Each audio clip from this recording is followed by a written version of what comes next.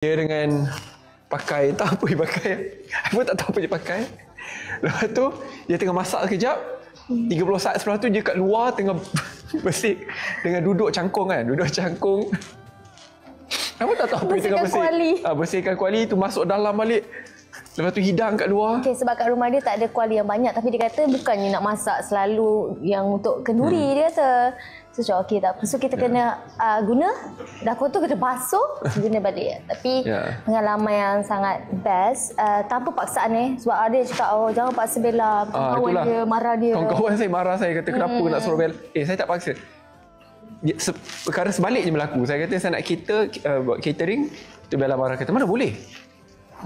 Tak, just Bella rasa macam mungkin kat sini memanglah korang dengar macam untuk 100 orang, tapi korang lupa Bella kan berniaga laksa. Kita dah biasa dah last minute orang nak juga laksa, kita pergi beli kat Johor, masak dekat Singapura, lepas tu masak pula untuk 200 mangkuk untuk orang yang nak beli kan. Jadi dah terbiasa chaos tu, kita dah boleh handle.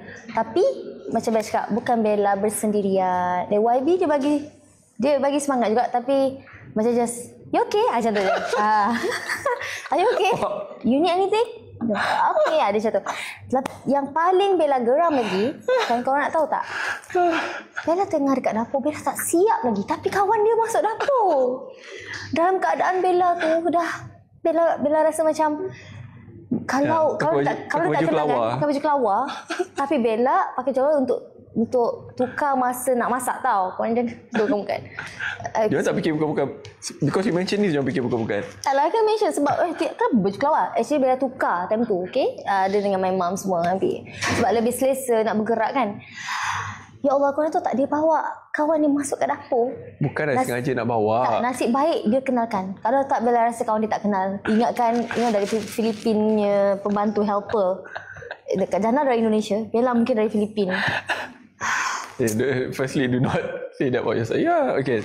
No, tapi perkara tu berlaku. Betul tak I nampak sangat tak bersiap? No, jujur je. Apa? Betul tak I nampak sangat tak bersiap? I think regardless you look great, so it's okay. Tak, tapi macam benda tu berlaku sebab kawan-kawan tak percaya. Bila I cakap kat depan, kau tak siapa masak ni? Bella yang masak. Tipulah, mana adalah. Mana Bella? Kat belakang, tipulah. I'm not joking. Tu Bella yang bawa. Terkejut Bella tahu dia masuk dapur. Ya, jangan terkejut. Bella tengah. Lepas tu diorang keluar tu marah saya. How could you do this?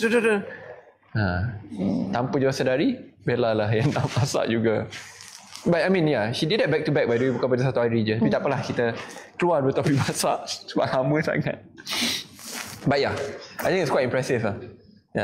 Thank you.